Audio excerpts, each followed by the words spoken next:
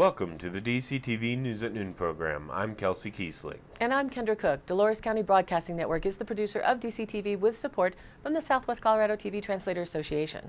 If you have a news topic or event you'd like to see covered, give us a call. The studio number is 677-4119. Today's show runs Tuesday at noon and is uploaded to our YouTube channel and our DCTV News at Noon Facebook page, so you can watch it there on demand. Today is April 23rd, 2019. And now the news at noon. Reported by the Durango Herald, U.S. Highway 550 was closed in both directions Tuesday morning north of Durango near Hermosa for a fatal crash. Traffic was being rerouted on County Road 203. The highway is expected to remain closed until about 9 a.m., said Captain Adrian Driscoll with the Colorado State Patrol, but it remained closed as of 9:30 a.m. The head-on crash involving two vehicles was reported at 6:41 a.m. near milepost 32 of Highway 550. It involved a Ford F-350 and a 2006 Chevy Silverado, Driscoll said. The driver of the Ford was taken to the hospital. Someone in the Chevy died on the scene, he said. A coroner was en route to the scene. Boating flow release is likely this year, as reported in the Journal. A 2 to 4 week whitewater release from McPhee Dam into the Dolores River is very likely and is expected to begin in late May or early June, reservoir managers told a gathering of 40 boaters last Thursday at the Dolores Community Center. Snowpack in the Dolores Basin is 144% of average, enough to fill the nearly empty reservoir and provide recreational and ecological downstream flows. Quote, "Our first priority is to fill the reservoir and provide water for our users," said Robert Stump of the Bureau of Reclamation in Cortez. The exciting part for boaters is the predicted runoff provides an opportunity for a downstream release. But how long the dam release will last and the exact date it will begin is unclear, as most of the snowpack is still in the mountains, said Greg Smith, a hydrologist with the Colorado River Basin Forecast Center. Runoff quantity and timing also depend on temperature and how much will be absorbed into the soil. When soil moisture is below 50% average, it knocks 5 to 15% off the runoff forecast. Snowpack totals and runoff forecasts are extrapolated with modeling that relies on a series of snowpack measuring devices called SNOWTELs in the Dolores Basin. The units have historical data from 1981 to 2015. This year, there is the additional, quote, wild card of having a record dry winter last year and a wet winter this year that is expected to fill it back up plus excess. Quote, "This is not something we have experienced, and we're not 100% sure how that will impact the runoff this year," he said. Reservoir and river managers use probabilities to inform boaters on the likelihood of a dam release. According to the River Forecast Center, there is a 70% probability the Dolores River runoff will produce 40,000 acre-feet beyond what the reservoir can hold. That equals an approximate 2-week whitewater release. Flows would be around 1,000 cubic feet per second, and peak flows would be between 2,000 and 2,500 CFS. A 50% runoff probability shows 130,000 acre-feet beyond what the reservoir can hold, according to the Forecast Center. Enough for an approximate 4-week whitewater release beginning in early May. Quote, "A spill looks very likely," said Ken Curtis, a reservoir engineer. Quote, "I'd planned for an early June raft trip, subject to change." Even without a dam release, melt-off from above average low elevation snows have charged the popular Slick Rock to Bedrock section of the Dolores River with boatable flows. Neely cautions that it's still early, but he's looking forward to getting 3 cuttings from alfalfa, which covers 80% of the fields his father and he have under cultivation. Neely and other Dolores Project farmers are virtually assured a 100% allocation of irrigation water this year, a big change from last year when the Dolores Water Conservancy District had to cut allocations to 70%. The Dolores Project provides irrigation water for 28,000 acres of farmland in Montezuma and Dolores counties, and for 7,700 acres of farmland for the Ute Mountain Ute tribe. Mike Preston, general manager of the Dolores Water Conservancy District, said the snowpack this year is among the 4th largest ever recorded for the Dolores River Basin, while the 2017-18 snowpack was among the 4th smallest.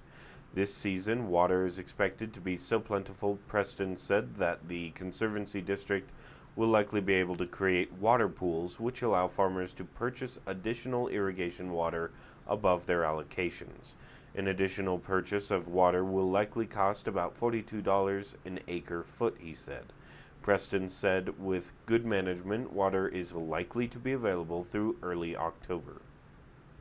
Grass fire contained. Photos Colorado Highland helicopters and Mary Shin. A grass fire burned 25 to 30 acres Saturday afternoon near Highway 172 and County Road 222 in the Florida River Valley, according to the Durango Herald. Despite strong winds, the fire was fully contained before 5 p.m., although firefighters plan to monitor the fire all night and return Sunday to mop up, said Battalion Chief Jeff Harris with the Durango Fire Protection District. Several hot spots remain in Cottonwoods and Willows, he said. The fire was reported about 2:20 p.m. and had made, quote, substantial headway by the time firefighters arrived, he said. There was dense, heavy smoke blowing from south to north. The fire burned into areas with natural barriers that allowed it to be contained, he said. It was bounded by the Florida River to the east, a flowing irrigation ditch to the west, and several roads. We, quote, we had really good access all around the fire, he said. In addition to using natural fire breaks, firefighters burned fuels in front of the fire to help control it, Deputy Chief Randy Black said. 3 homes were threatened near the fire, and firefighters placed fire trucks near them for their protection, Black said. The River Valley Estates subdivision, where the fire was burning, has fire hydrants, so firefighters were able to knock down flames that came near homes, he said. No property was damaged in the fire. The cause of the fire is unknown, and determining the origin of the fire may be difficult because the wind blew it in several directions. Despite the strong moisture the area has received, residents should still be conscious of fire danger on windy days this spring, he said. While some grass is greening up, dry grasses remain from last year, he said. Certain trees, such as oak, also have not started to green up and do not have moisture in them to slow the fire. Black said residents should not set controlled burns on windy days or leave fires unattended. He said people shouldn't let their guards down. According to the Cortez Journal, a man facing 32 charges, including for attempted first and second degree murder, will be evaluated by a doctor to determine competency. Casey D. Larson of Mancos, who was wanted in connection with a burglary investigation, led police on a 50-mile chase March 10th from County Road 30 north of Dolores and to just east of Cortez. He allegedly swerved toward several law enforcement officers during the chase, including 2 Montezuma County deputies who were injured after jumping off the Colorado Highway 145 bridge in Dolores to avoid him. At the request of Larson's public defender, John Moran, District Court Judge Doug Walker granted a competency evaluation which will be done at the Montezuma County Detention Center. Walker explained to Larson that if found incompetent by doctors and the court, the criminal procedures would be suspended and he would be committed to the Colorado Department of Behavioral Services Mental Health Institute in Pueblo for a time not to exceed the maximum confinement sentencing terms of the charges.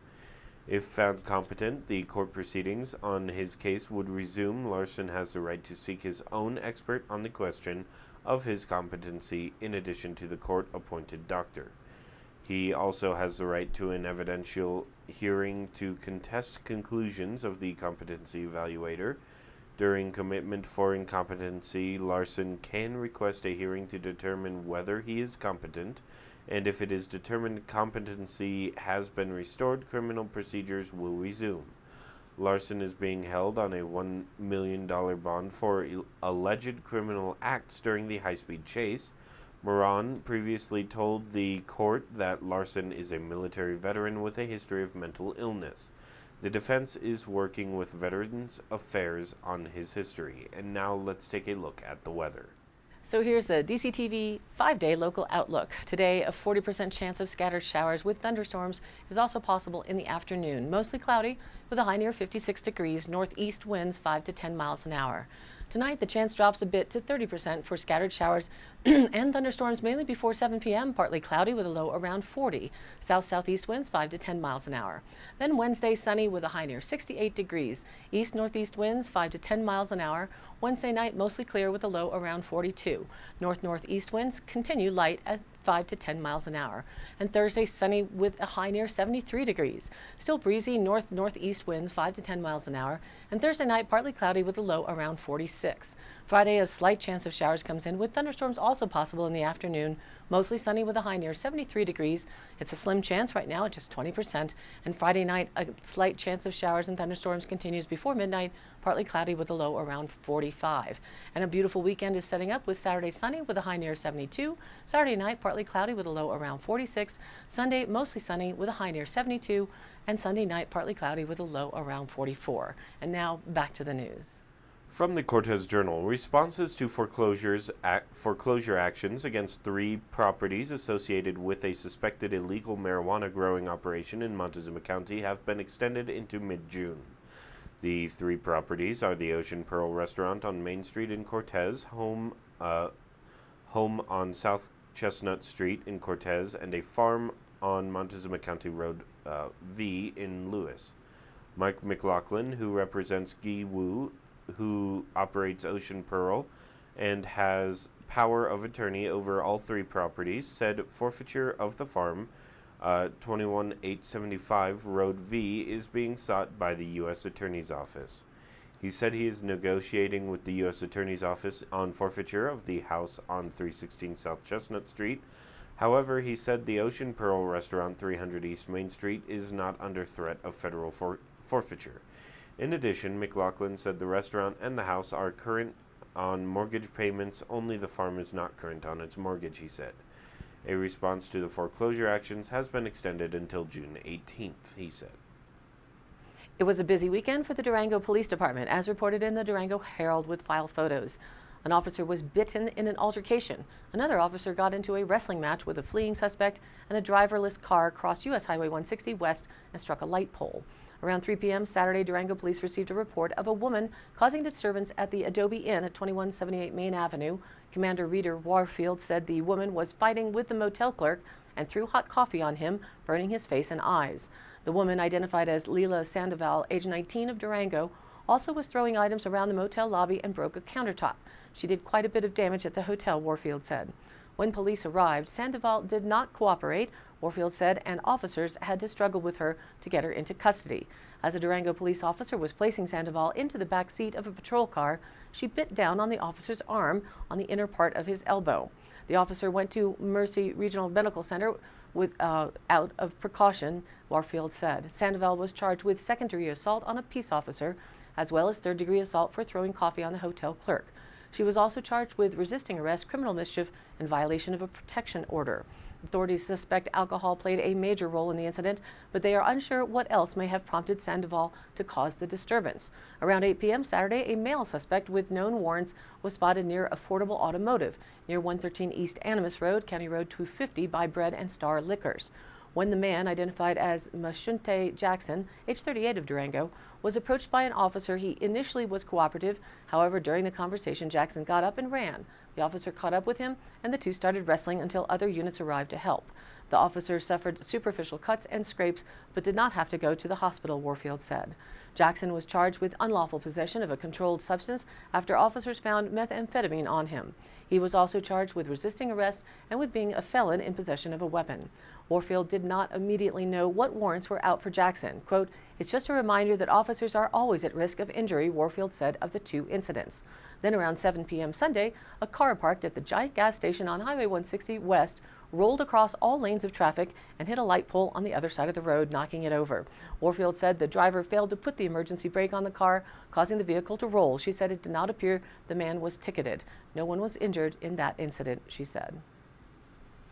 According to the Cortez Journal, if you come across what looks like an explosive device in the San Juan Mountains this summer, don't touch it. The Colorado Department of Transportation is getting the word out that some explosives used in avalanche mitigation this past winter were duds. As a result, the potentially explosive bombs still sit somewhere in the mountains. In CDOT's southwest and south central regions, more than 630 explosives were shot or dropped from helicopters to trigger avalanches this winter. More specifically, about 430 explosives were shot on Red Mountain, Coal Bank, and Molas passes, with the majority of that amount on Red Mountain Pass, CDOT spokeswoman Lisa Schwantes said. More than 65 explosives were shot on Lizard Head Pass, more than 130 on Wolf Creek Pass, and about 50 on Monarch, Cumrez, and La Manga passes. Of the 630 explosives, 13 were duds. Schwantes said CDOT does not give out the specific locations of where the explosives were shot for public safety reasons. Statewide, more than 1,500 explosives, including 22 duds, were shot at avalanche paths. From the Journal, photo Jim Mimiaga. Continued discussions to build a convention and events center include a new idea of locating it at the old Walmart building in the Cortez Plaza. Cortez and Montezuma County officials have been meeting with local tourism and business groups to explore the concept of a convention center as a way to boost the economy. In March, county commissioners offered to build it at the Montezuma County Fairgrounds and pay for construction if the city of Cortez and other groups covered operational costs. Boosters envision a modern facility between 20 to 35,000 square feet in building space with a main meeting room capacity of 700 to 1,500 people. There would be additional breakout meeting rooms, a commercial kitchen, indoor and outdoor eating areas, landscape grounds, lots of parking, and an outdoor amphitheater. Cost estimates are between $4 million and $7 million. Ryan Maley, manager of the Cortez Plaza, suggested renovating the old Walmart building into a convention center. The 66,000 square foot building has been vacant for years, and a decade of efforts to attract big box store tenants has not been successful. Recently, a local church's plan to move in fell through. It is an alternative option to consider for a convention center, Maley said. It has 400 parking places, fiber optics, room to expand, and is central to local hotels. County commissioners said they are open to all ideas and potential locations, but indicated that if the convention center were located in city limits, their offer of covering the majority of construction costs would not be as generous. Quote, that would impact our contribution. It needs to be equitable, said Commissioner Larry Don Sukla. The county planning department plans to put out a request for proposals for the project. Grants will be sought to help pay for initial feasibility and business plans.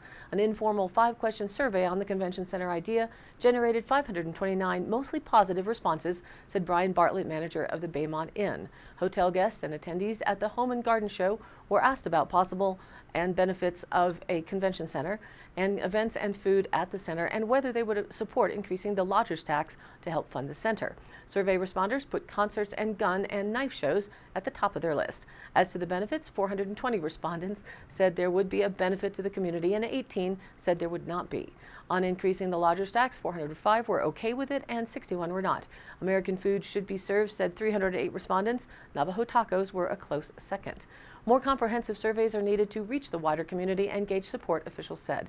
Tourism officials noted organizers of large conventions have expressed an interest in Cortez, but they were turned away because of lack of adequate space. The center would generate jobs, officials said, and training in hospitality services could be provided by Pueblo Community College. Careful planning is critical, said Cortez Mayor Karen Sheik, and there's much information that needs to be gathered before a decision is made. Feasibility studies with consultants who specialize in convention centers are needed to further analyze the proposal. Quote, "We don't want to put the cart before the horse," she said. From the Cortez Journal, Colorado's $30.5 billion budget for the next fiscal year has been signed into law, but it does not include $25 million in funding for Fort Lewis College's planned expansion of its Wayland Gymnasium and Health Sciences program.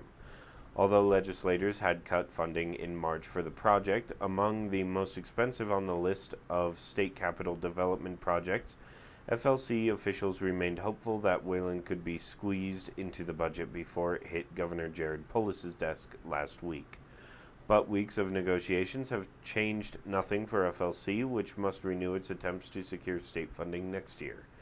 A $57.5 million plan to expand Wayland Gym has been in the works since 2017, when FLC announced the project as part of an effort to support one of its fastest expanding programs, exercise science, which has overcrowded classrooms and limited facilities. Lawmakers initially greenlighted the project in 2018 when they granted FLC $3 million in 2018 for the design and engineering of Wayland's expansion. And today's High Canyon Country happening. Saturday, April 27th. It's Pueblo to Pueblo, starting at 7 a.m. at the Cortez Cultural Center.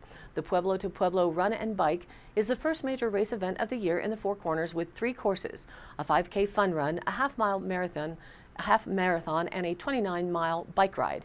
Hand silk-screened t-shirts and swag will be handed out to all pre-registrants, and women's and men's first, second, and third place prizes will be awarded for each course. The half marathon route runs over gently rolling Lebanon Road with scenic views of the La Platas, Mesa Verde, and Sleeping Ute, gradually dropping from 7,100 feet at the Anasazi Heritage Center to 6,200 feet at the Cortez Cultural Center.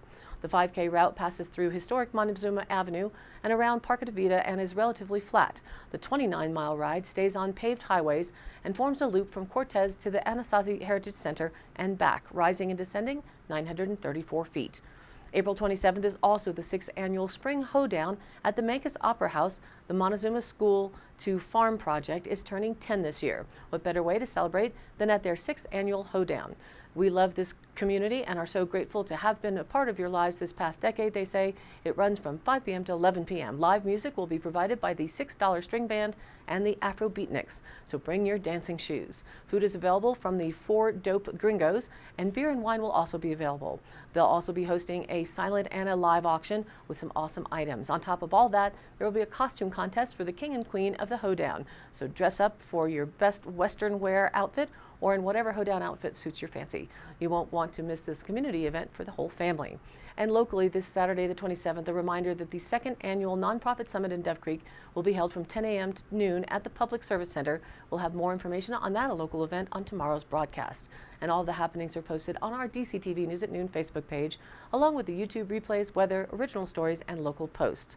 To share your event or information, you can contact us by email dcbnnews@gmail.com or call the station 970-677-4119. Thanks for tuning in. News at Noon airs at noon Monday through Thursday and then is available online on our YouTube channel and our DCTV News at Noon Facebook page on demand. Be sure to like us there on Facebook and join in on the news of our area, and of course, please share it with a friend. For Kendra Cook with DCTV and the News at Noon program out of Dove Creek, USA, I'm Kelsey Kiesling. Thanks for watching.